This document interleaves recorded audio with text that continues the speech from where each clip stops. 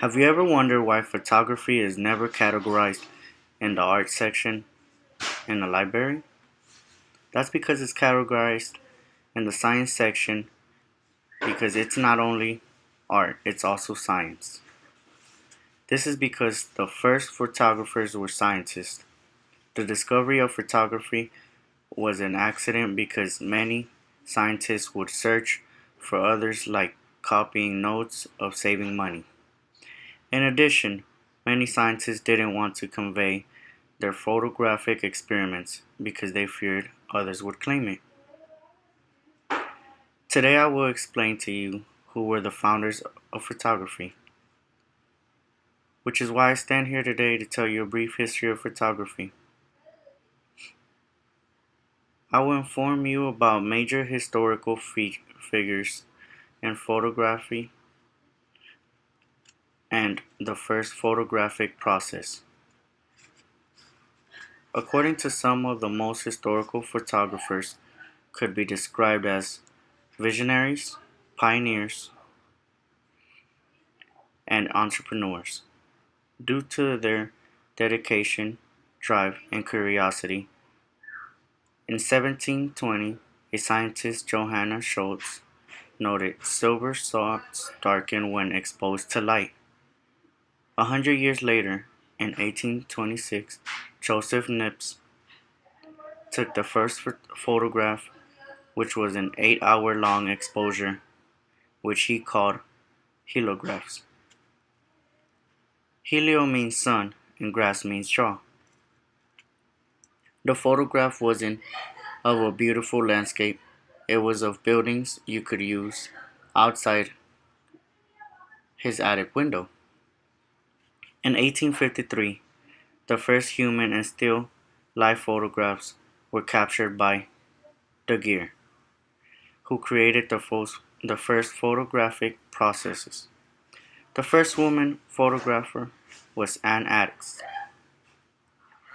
She was also the first person to publish a book with photographic images. Addix's photographic process was the cyanotype created by John Herschel. John Herschel made improvements to the daguerreotype and the catotype. The catotype was the second photographic process, but the first paper photographic process created by William Fox Talbot. Hippolyte Bayard claimed he invented the paper process prior to Talbot. Sadly, no one believed him. So he decided to photograph a self-portrait displaying sadness. According to Bayard, self-portrait became the first artistic photograph. A few artistic movements in photography were surrealism, social documentary, photojournalism, documentary, the Link Ring, and F64. The surrealism art movement began in France 1920 when photographers explored the unconscious like Man Ray and Andre Breton. The Link Ring was formed between 1892 and 1909 and was the beginning of photography being introduced as an art. The F64 group was formed in 1932 by Edward Weston, Ansel Adams, Imogen Cunningham, and Van Dyke. Unlike the Link Ring, they believed photography should be modest and precisely exposed and sharp focused and not an art. Apart from seeing photography as an art or science, photography was also considered the truth in the early 1900s due to social documentary, photojournalism, and documentary photography. A great example of social documentary would be the FSA, with Dorothea